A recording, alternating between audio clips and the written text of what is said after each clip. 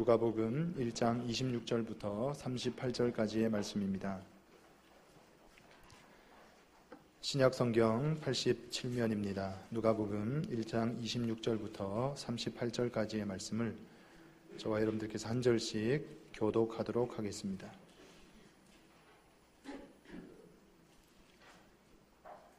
누가복음 1장 26절부터 38절까지 교독하신 후에 마지막 절은 한 목소리로 읽겠습니다. 여섯째 달에 천사 가브리엘이 하나님의 보내심을 받아 갈릴리 나사렛이란 동네에 가서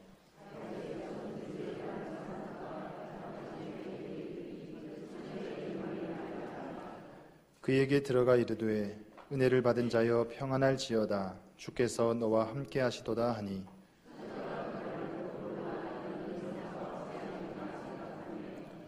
천사가 이르되 마리아여 무서워하지 말라 네가 하나님께 은혜를 입었느니라.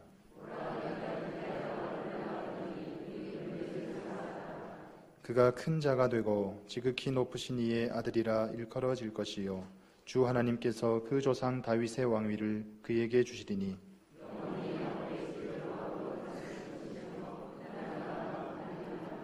마리아가 천사에게 말하되 나는 남자를 알지 못하니 어찌 이 일이 있으리이까.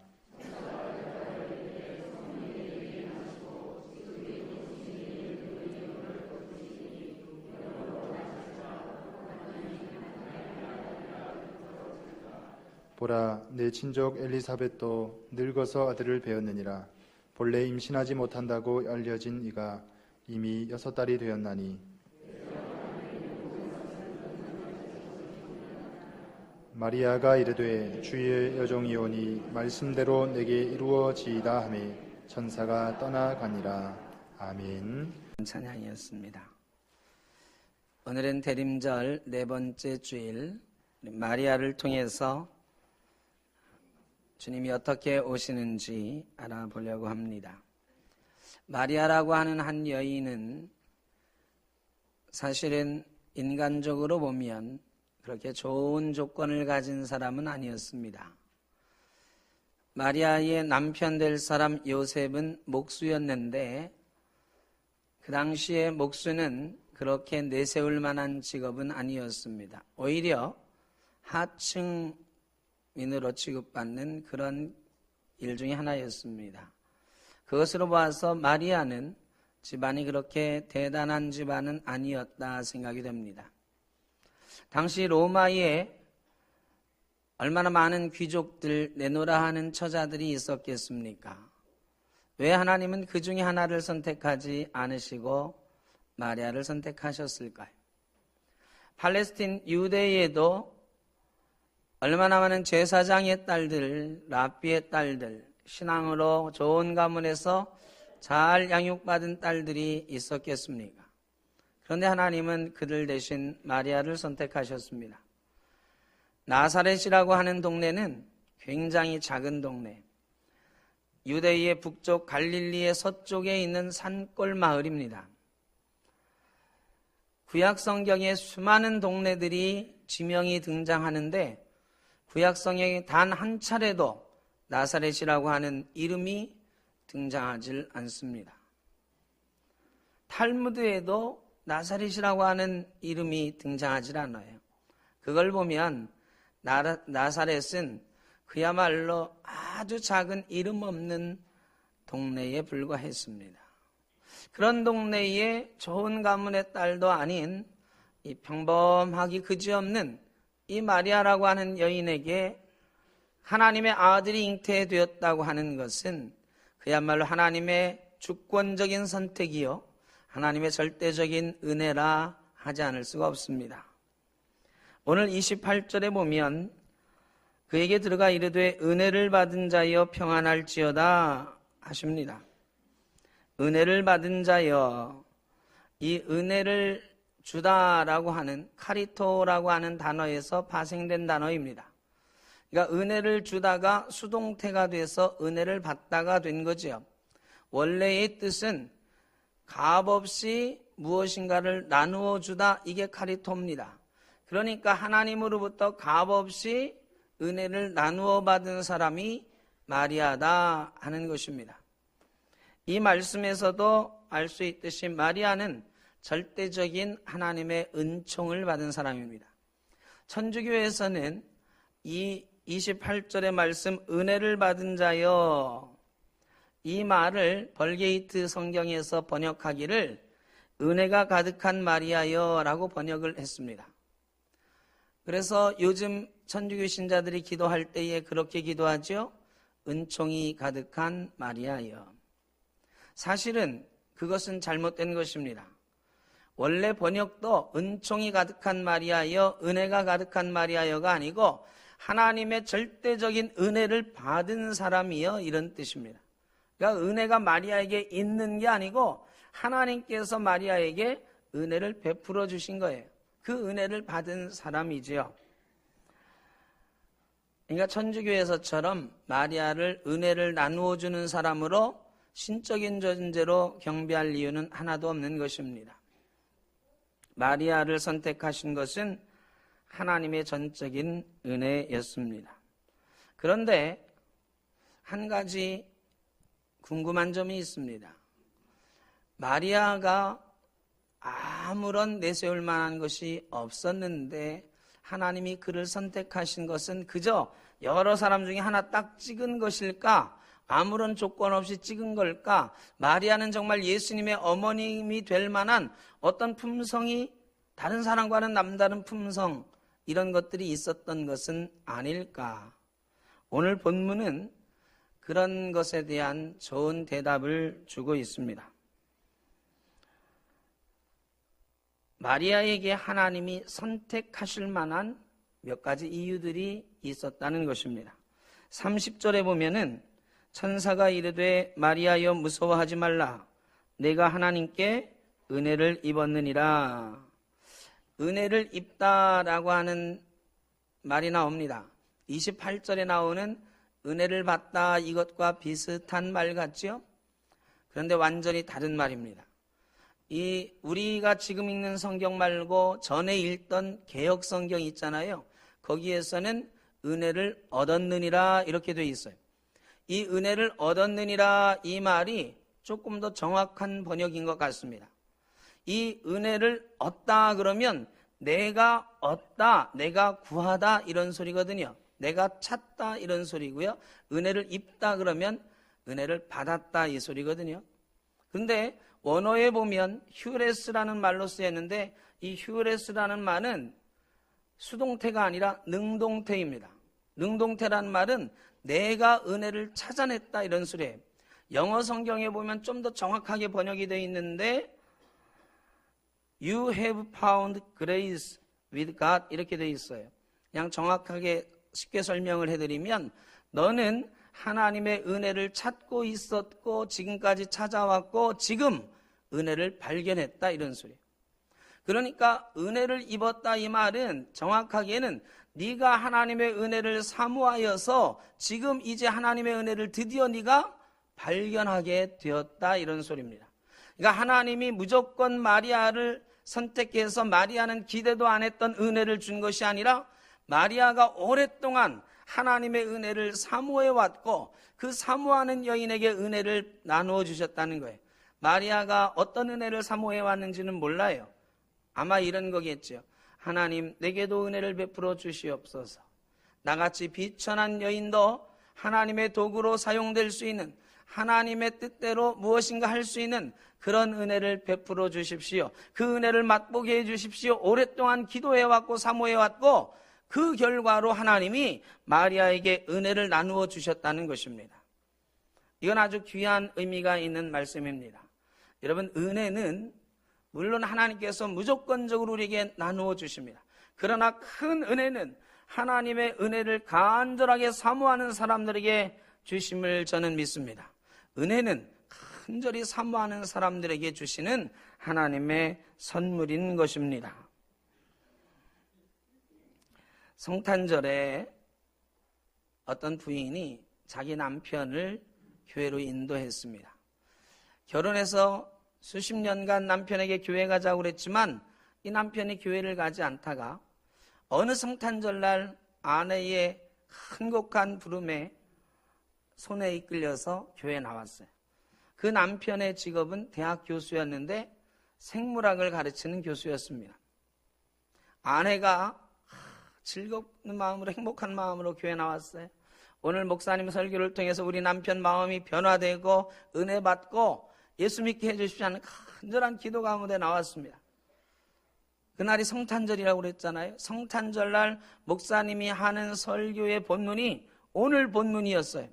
오늘 본문 34절에 마리아가 천사에게 말하되 나는 남자를 알지 못하니 어찌 일이 있으리까? 천사가 대답하여 이르되 성령이 내게 임하시고 지극히 높으신 이의 능력이 너를 덮으시리니 이러므로 나실 밭 거룩한 이는 하나님의 아들이라 일컬어지리라.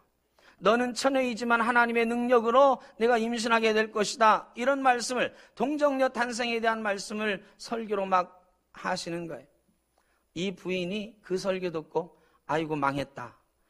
우리 남편이 평생 합리적인 사람이라 그 하나님이 어딨냐고 막 떠들던 사람인데 이제는 동정녀가 애를 낳는다고 하는 설교를 들으니, 더군다나 생물학 교수잖아요. 이게 저런 엉터리 같은 얘기가 어딨냐고 이제 우리 남편 교회 오기는 다 틀렸고, 하필이면 목사님 오늘 그런 말씀을 하시냐. 예배가 끝나는데 여인은 풀이 죽어가지고 남편이 어떻게 나올까 떨리는 마음으로 기다렸는데 남편이 손을 붙잡더니 집에 가자 할 줄 알았는데 목사님한테 인사하러 가자 그러더라. 아니 이게 웬일인가 하고 끌려서 가봤더니 목사님한테 남편이 이렇게 말합니다. 목사님 오늘 설교 참 잘 들었습니다. 다른 사람은 몰라도 저는 오늘 목사님이 하신 말씀을 믿습니다. 제가 생물학 교수인데 개구리 가지고 실험한 적이 있는데 개구리는 이 암놈이 알을 낳고 그 위에다가 순놈이 정자를 뿌려줘야 이게 교배가 돼가지고 올챙이가 되는 건데요. 이게 수정이 되는 건데 저는 순놈을 아예 없애고 암놈이 나오는 알에다가 전기 충격을 줘가지고 처녀생식 실험을 해본 적이 있습니다. 사람도 그렇게 실험했더니 개구리가 알이 부화되는 것을 제가 봤습니다. 사람도 그런 일을 할 수 있는데 하물며 하나님이 그런 일을 못하겠습니까? 나는 하나님이 그런 일을 할 수 있다라고 하는 목사님 말씀 나는 믿습니다. 이제부터 열심히 내가 예수 믿겠습니다. 그래서 좋은 교회의 일꾼이 되었다는 이야기입니다. 여러분, 믿음은 바로 이런 것입니다. 우리의 문제는 믿음의 문제예요. 믿음은 내가 가능하다고 생각되는 것을 믿는 것이 믿음이 아닙니다. 내가 생각하기에는 불가능한 것이지만 하나님은 하실 수 있다고 믿는 것이 믿음인 줄 압니다. 그리고 그 믿음은 하나님의 능력이 우리의 삶에 나타나고 하나님의 역사가 우리의 인생 가운데 나타나게 되는 축복의 통로인 줄 믿으시기 바랍니다. 마리아는 오늘 불가능한 일을 가능하게 하시겠다고 하는, 처녀가 임신하겠다고 하는 하나님의 말씀에 아멘으로 응답하는 믿음을 가진 사람입니다. 그런 믿음을 가진 사람을 통해서 하나님께서 하나님의 아들을 이 땅에 보내신 것입니다. 38절에 보면 마리아가 이르되 주의 여종이오니 말씀대로 내게 이루어지이다 하매 천사가 떠나니라. 이렇게 기록되어 있습니다.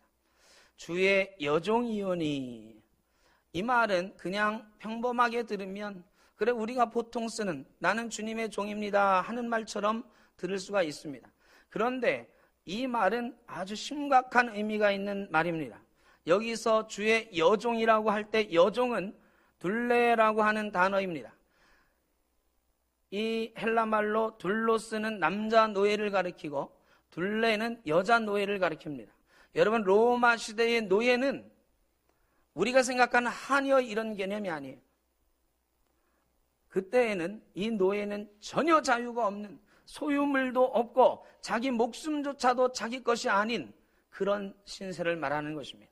마리아는 지금 고백하는 것입니다. 나는 주님의 노예이오니 내 목숨까지도 주님이 원하시면 사용하시고 주의 말씀이 내게 이루어지기를 원하나이다. 이렇게 고백하는 것입니다. 여러분, 마리아가 뭐 그렇게 대단한 일을 겪었다고 지금 내 목숨까지도 내어놓느냐 이런 얘기 하시면 안 돼요. 마리아의 상황을 한번 보십시오. 마리아는 지금 요셉과 약혼한 사이입니다. 그의 나이는 10대 후반의 소녀였습니다. 여러분, 그런 여자가 결혼도 안 했는데 임신한다라는 거예요. 지금 하나님이 네가 결혼하기 전에 임신할 것이다, 이 얘기해주고 있는 거예요. 여러분, 이건 청천벽력 같은 소리입니다. 처녀가 임신을 하면요, 약혼했던 요셉과 더불어서 행복하게 살아갈 꿈을 꾸고 있는데, 여러분, 그게 무너지는 것입니다. 아, 요셉이 나를 버릴 수도 있겠구나.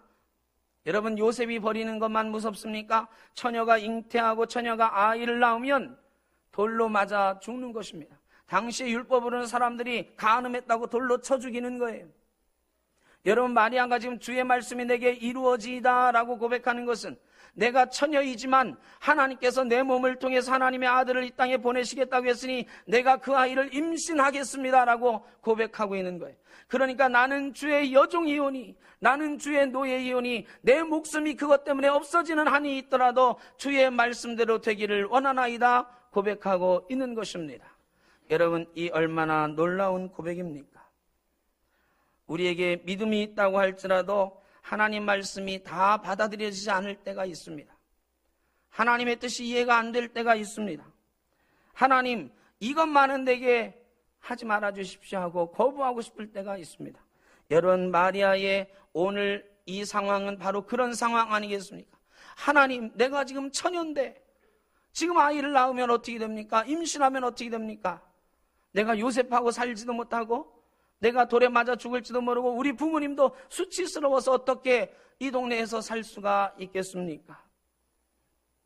나사렛이라고 하는 이 코딱지만한 동네에 여러분, 소문이 금방 퍼져서 부모도 살 수 없는 그런 치욕을 당하게 될 것 아니겠습니까? 여러분, 이런 상황 속에서 지금 나는 주의 여종이오니 주의 말씀이 내게 이루어지기를 원하나이다 고백하고 있는 것입니다. 마리아는 이제 하나님의 말씀을 가슴에 품는 것입니다. 그 가슴 속에는 10대 후반의 꽃다운 나이에 이 아가씨의 마음 속에는 원래는 요셉과 행복하게 결혼해서 아들 딸 낳고 잘 살리라고 하는 청운의 꿈이 들어 있었습니다. 그러나 하나님의 말씀을 품는 순간 그 꿈은 포기하는 것입니다. 아들 딸 잘 낳고 행복하게 살겠다라고 한 미래에 대한 꿈도 다 포기하는 것입니다. 부모님과 더불어서 행복하게 살리라, 효도하며 살리라 하는 꿈도 포기하는 것입니다. 오히려 내 목숨이 없어질 수도 있다라고 하는 그런 강한 두려움을 갖게 되는 것입니다. 그런데도 불구하고 마리아는 그 모든 것 다 내려놓고 그 마음속에 하나님이 주시는 꿈, 하나님의 약속, 하나님의 말씀을 품겠다고 지금 고백하고 있는 것입니다. 여러분, 믿음은 받아들이는 것입니다. 믿음은 바로 이런 것입니다. 하나님의 말씀이 내게 유익하지 않다 하더라도, 내게 당장 손해가 되는 것 같다 하더라도 하나님의 말씀을 나는 주의 종이오니 주의 말씀대로 이루어지기를 원하나이다 고백하는 것, 그것이 바로 우리의 믿음인 줄 믿으시기 바랍니다. 마리아는 위대한 고백을 했습니다. 그 고백은 입으로 하는 고백이 아닙니다. 그의 삶 전체를 던져서 주의 말씀에 순종하겠습니다. 여러분, 믿음은 입으로 하는 것이 아닙니다. 신앙생활은 입으로 하는 것이 아닙니다. 순종하는 것이 믿음의 완성입니다. 하나님은 순종을 원하시는데 행함이 없는 믿음은 죽은 믿음이라고 말씀하시면서 즉각적인 응답과 순종을 원하고 계시는 것입니다. 2014년이 다 지나가고 있습니다. 우리가 2014년 어떤 모습으로 하나님 앞에 응답하면서 살아왔습니까? 우리는 지금 어떤 모습으로 하나님 앞에 응답하려고 준비하고 있습니까? 앞으로 남은 열흘 정도의 2014년 시간 동안 우리는 어떤 모습으로 하나님 앞에 응답하실 것입니까? 우리는 주의 종이오니 주님 말씀이 내게 이루어지기를 원하나이다. 이런 겸손한 고백, 순종의 고백이 있어지기를 주의 이름으로 축원합니다. 한 나이 많은 백만장자가 있었습니다. 이분이 늙음하게 아들을 하나 얻었어요. 그런데 불행하게도 이 아들이 7살 때 그 아이의 엄마가 죽고 말았습니다. 아이의 엄마가 죽고 나서 이 아이를 위해서 유모를 하나 드렸어요. 가정 일도 돌봐주면서 이 아이를 엄마처럼 이 여인이 사랑하면서 잘 키우리라 생각을 했습니다. 헌신적으로 아이를 돌봤습니다. 그런데 불행하게도 이 아이의 몸이 약한 관계로 몇 년 지나지 않아서 이 어린 아이도 그만 죽고 말았습니다. 부인도 죽고 아들도 죽고 이 늙은 부자가 충격을 받아서 그만 죽고 말았습니다. 백만장자가 죽을 때는 보통 유산을 많이 남기니까 유언장을 씁니다. 내 재산은 어떻게 써 주십시오. 그런데 아무리 찾아봐도 유언장이 없습니다. 유서가 없어요. 그래서 할 수 없이 정부에서 그 재산을 국고에 환수하고 그가 남긴 재산 목록들을 이제 경매에 붙이기 시작했습니다. 많은 사람들이 부자 노인이 쓰던 물건들, 저 물건이다, 또 가치가 있다 생각해서 비싼 값을 주고 샀습니다. 이 가정부였던 이 아이를 돌보던 여인도 기념품을 그 아이가 생각날 만한 뭔가 하나쯤 자기가 가지고 싶었어요. 정말로 사랑으로 돌보던 그 아이를 기억하는 물건. 그런데 돈이 없어서 그 경매에 참여할 수가 없었습니다. 경매가 다 끝났습니다. 모든 물건이 다 팔리고 아무것도 남지 않았는데 덩그러니 하나 남아있는 물건이 있습니다. 그것은 이미 몇 년 전에 죽은 그 아이의 얼굴, 빛바랜 사진이 하나 들어있고 그야말로 액자도 그 오래전에 만든 액자라서 다 망가져가는 또 먼지가 잔뜩 쌓인 작은 액자 하나가 남았습니다. 사람들이 죽은 아이 사진을 뭐하러 가지고 가? 이런 마음으로 그걸 안 가져간 거죠. 여인은 너무나 기뻤습니다. 그 아이를 기억하는 무엇인가를 갖고 싶었는데 그 아이를 기억할 만한 가장 좋은 물건이 아무도 가져가지 않는 물건으로 남아 있었던 것입니다. 싼 값으로 그 물건을 샀어요. 액자를 사가지고 집에 가서 그 액자를 털고 유리를 깨끗이 닦습니다. 그런데 액자가 너무 낡아서 삐그덕삐그덕해요. 그래 액자에 이제 액자를 하나씩 분해해가지고 깨끗이 다시 조립하기 위해서 액자의 뒷판을 뗐습니다. 뒷판을 딱 뜯어내는 순간 그 속에서 종이가 하나 툭 떨어졌습니다. 그걸 주워서 읽어봤더니 이렇게 써 있었습니다.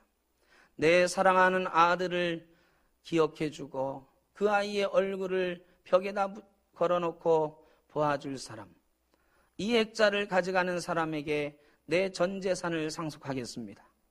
이 부자 노인의 유언장이 거기에 숨겨 있었던 것입니다.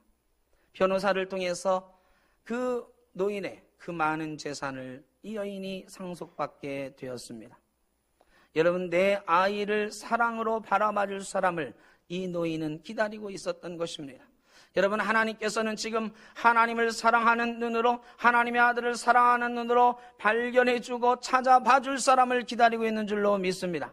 마리아는 바로 그런 사랑하는 마음으로 하나님을 기다리고 있던 사람이요, 그런 사랑하는 마음으로 하나님의 아들을 마음에 품겠다고, 자기의 육신에 품겠다고 고백하는 사람인 줄로 믿습니다. 그런 사람에게 하나님의 놀라운 은총이 내려졌던 것입니다. 마리아가 그저 하나님의 절대적인 은혜 가운데 아무런 조건 없이 선택받았다고 생각하면 안 될 것 같습니다. 마리아는 이렇게 뜨겁게 하나님을 사랑하는 마음, 은혜를 간절히 사모하는 마음, 하나님의 불가능한 일도 가능하게 하신 능력을 믿는 마음, 하나님을 온몸으로 목숨까지도 다해 사랑했다는 마음, 이런 마음들이 마리아에게 가득했던 것입니다. 그 마음을 어여삐 여기셔서 하나님이 마리아를 통해서 하나님의 아들 예수 그리스도가 이 땅에 오시는 통로가 되게 하셨던 것입니다. 많은 사람들은 자기에게 유익이 되는 말씀, 자기에게 이익이 되는 말씀은 잘 받아들입니다. 그러나 자기에게 손해가 되는 말씀, 자기에게 지금 당장 고통이 되는 말씀은 잘 받아들이지 않고 아멘하기가 쉽지가 않습니다. 그러나 믿음은 설령 죽음을 부르는 일이 된다 할지라도 하나님이 말씀하시면 아멘으로 응답하는 것이 믿음인 줄로 믿습니다. 그렇게 받아들이는 사람에게 하나님의 놀라운 은총이 내려오실 줄로 믿습니다. 여러분, 마리아가 예수님을 잉태하고서 어떻게 되었습니까? 요셉하고 파혼했습니까? 마리아는 사실은 자기가 하나님의 말씀을 받아들이는 순간, 하나님의 말씀대로 하겠다고 하는 순간 모든 것이 끝났다고 생각했을 것입니다. 내가 이제 요셉하고 관계도 맺지 않았는데 배가 불러오니 틀림없이 요셉이 나를 버리겠구나. 실제로 마태복음에 보면 요셉이 그 사실을 알고 마리아를 조용히 끊어내려 했다 기록하고 있습니다. 여러분, 그런데 마리아하고 요셉이 파혼했습니까? 아니에요. 하나님께서 요셉의 마음을 변화시켜 주십니다. 요셉에게도 천사를 보내셔서 왜 마리아를 통해서 어떻게 일하시는지, 어떻게 마리아가 잉태되게 되었는지 알려주십니다. 그리고 요셉이 마음이 감동하여서 마리아를 데려왔다고 성경은 기록하고 있는 것입니다. 하나님께서 우리가 하나님께 응답하면 하나님께서는 우리에 관계되어 있는 사람들의 마음을 변화시켜 주시는 것입니다. 여러분, 요셉이 데리고 왔다고 해서 일이 끝나는 게 아니에요. 이게 결혼도 안 했는데 잉태하잖아요. 결혼도 안 했는데 배가 불러와요. 그럼 요셉이 사람들 앞에 이 아이는 내 아이입니다. 내가 마리아를 사랑해서 결혼도 안 했지만 관계를 맺고 임신하게 되었습니다. 이렇게 말해준다고 해서 끝나는 게 아니에요. 남자는 용서받습니다. 이게 참 불공평한 사회였어요. 남자는 책임 안 져도 돼. 그런데 여자는 결혼 전에 순결을 지키지 않았다고 해서 역시 돌로 맞아 죽는 비참한 신세가 되는 것입니다. 그것이 정혼자라 할지라도 혼전 순결을 지키지 않으면 돌에 맞아 죽게 되는 것입니다. 여러분, 지금 마리아가 요셉의 마음은 하나님이 변화시켜 주셔서 요셉과 결혼은 하게 되었는데 문제는 배가 불러오는 거예요. 그런데 하나님께서 놀랍게 역사하시지 않습니까? 하나님께서 갑자기 가이사 아구스토의 마음을 움직입니다. 로마 황제가 명을 내리는데 모든 사람은 호적하라 명합니다. 물론 세금을 많이 걷어들이기 위해서 한 건데 하필이면 그때에 아구스토가 전 로마의 명령을 내려서 모든 사람은 호적하라 이런 명령을 내려요. 호적은 요즘은 동사무소 가서 아무 데서나 호적하면 10분이면 하죠. 근데 옛날에는 자기 고향에 가서 본적지에 가서 호적을 해야 되는데 요셉의 고향은 베들레헴이었습니다. 여러분, 나사렛은 저 유대의 북쪽 지방 갈릴리 서쪽에 있는 산골 마을이라고 그랬습니다. 베들레헴은 저 유대 땅 남쪽에 있는 곳이에요. 예루살렘 옆에 있는 곳이에요. 요셉이 말이죠. 어떻게 해야 되나? 이 사랑하는 마리아의 배가 점점 불러오는데 사람들이 눈치채면 어떻게 할까? 유대 사람들의 여자들의 치마가 이렇게 풍성하니까 웬만큼 감출 수는 있어도 만삭되어 올 때는 감출 수가 없잖아요. 그런데 모든 사람이 고향을 찾아서 떠나는 거예요. 자기도 마리아를 데리고 고향을 찾아서 떠나는데 베들레헴에 도착해보니, 여러분, 마리아와 요셉을 아는 사람이 있습니까? 두 사람이 아직 결혼 안 한 사이요? 아니면 결혼한 지 얼마 안 되는 사이? 이런 거 따지는 사람이 있어요? 아니에요. 두 사람 보기에는 어엿한 부부요. 결혼한 지 1년 넘어서 이제 출산할 때가 되었구나 알게 되는 것 아니겠습니까? 그래서 아무 염려 없이 아이를 낳게 되는 것입니다. 여러분, 아이를 낳아가지고 바로 나사렛에서 돌아가면 또 사람들이 놀랄 거 아니에요. 아니, 니들 언제 아이가 생겼냐고. 베들레헴 갔다 오는 며칠 사이에 아이 만들어서 아이 낳았냐고. 여러분, 또 오해를 받을 것인데, 또 의심의 눈초리를 받을 것인데, 동방 박사들이 아기 예수께 경배하러 왔다가 헤롯 대왕에게 얘기했더니 헤롯이 자기 왕위를 노리는 아기가 태어났나 하고 아이를 다 죽이라는 명령을 내리지 않습니까? 하나님께서 요셉에게 나타나셔서 뭐라고 하십니까? 헤롯을 피해서 애굽에 가서 피해 있어라. 그래, 애굽에서 2년 동안 이민하다 오지 않습니까? 여러분, 이게 다 우연이겠습니까? 마리아와 요셉이 그래서 자연스럽게 애굽에 가서 2년 동안 이민살이 하다 옵니다. 그들이 2년 뒤에 아이를 안고 나사렛으로 돌아갔어요. 아무도 의심하지 않습니다. 이민하면서 아이를 낳아왔구나 생각하죠. 그 뒤로 나사렛 동네에서 부모님과 함께 요셉과 함께 아이도 더 낳으면서 마리아는 행복한 인생을 살게 되지 않았습니까? 여러분, 하나님의 말씀에 응답하기만 하면 그것이 고통 가운데 응답했을지라도 우리의 상황이 참으로 어렵게 되겠구나 생각하면서 응답했을지라도 하나님은 우리의 상황을 변화시켜 주시는 줄로 믿습니다. 하나님께서 택한 사람을 보호하시고 하나님은 상황을 놀랍게 변화시키셔서 하나님의 역사를 이루어 가실 뿐만 아니라 그 사람의 인생도 아름답게 만들어 주시는 것입니다. 여러분, 여기에 비밀이 있는 것 아니겠습니까? 마리아는 하나님께 그 고통 가운데서 응답함으로 하나님의 아들 예수 그리스도의 육신의 어머니가 되는 복을 누렸을 뿐만 아니라 요셉의 아내로서 행복도 누렸습니다. 여러 아이의 어머니가 되는 기쁨도 누렸습니다. 부모님과 더불어서 자기 고향 나사렛을 떠나지 않고 행복하게 사는 기쁨도 누리게 된 것입니다. 우리가 고통 가운데, 어려운 상황 가운데에도 하나님의 말씀에 이렇게 응답하기만 하면 하나님은 우리에게 찾아오시고 우리가 생각하지도 못한 놀라운 은총으로 우리의 삶을 변화시켜 나가는 것입니다. 예수 그리스도 메시아는 한 여인의 고통의 결심 가운데 오셨습니다. 여러분, 마리아가 내가 죽을 수 있다라고 생각하는 가운데 나는 주의 여종이오니 주의 말씀이 내게 이루어지이다, 이런 놀라운 고백 가운데, 여러분, 그 고백은 고통의 고백이었어요. 뜨거운 눈물의 고백이었어요. 두려움의 고백이었어요. 그러나 그 고통의 고백, 두려움의 고백 가운데 주님은 이 땅에 오셨습니다. 그리고 하나님은 그의 삶을 놀랍게 축복하셨고 온 인류가 사랑하는 위대한 어머니가 된 것입니다. 물론 천주교에서처럼 마리아는 경배를 받을 만한 신적인 존재는 아니나 그의 신앙의 모습은 우리가 충분히 돌아보고 우리 주님 오시는 날을 어떻게 기다리고 어떻게 맞아야 되는지를 잘 알려주는 것입니다. 오늘 본문이 성경에 기록된 이유는 바로 거기에 있다고 저는 생각합니다. 여러분, 우리가 성탄을 기다리고 있습니다. 성탄은 영광 중에 기다리는 것은 결코 아닙니다.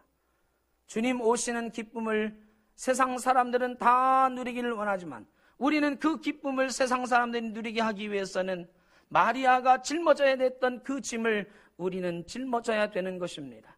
아기 예수께서 십자가 지기 위해서 이 땅에 오시는 것처럼 우리도 주님의 짐을 나누어지고, 주님, 나는 주의 종이오니 그 짐 내가 나누어지겠습니다, 주의 말씀이 내게 이루어지기를 원하나이다. 우리가 그 짐을 짊어지고 우리 교회가 그 짐을 짊어지고 나아갈 때에 우리 교회도 바로 서고 이 역사도 바로 서고 이 나라도 바로 서고 이 사회도 하나님이 복 주시는 사회가 되는 줄로 믿습니다. 이 성탄절에, 이 대림절에 성탄을 기다리는 우리의 마음이 마리아처럼 되어서 이 땅에 하나님의 은혜가 우리를 통해서 놀랍게 나누어지는 역사가 있기를 주의 이름으로 축원합니다. 하나님 감사합니다. 마리아처럼 우리는 주님의 종입니다. 주의 말씀이 우리에게 이루어지기를 원합니다. 그것이 우리에게 유익하지 않은 것 같아도, 우리의 환경을 어렵게 만드는 일이 될지라도 하나님 말씀하시니 그 말씀이 내게 이루어지기를 원합니다. 이렇게 고백하며 주님을 기다립니다.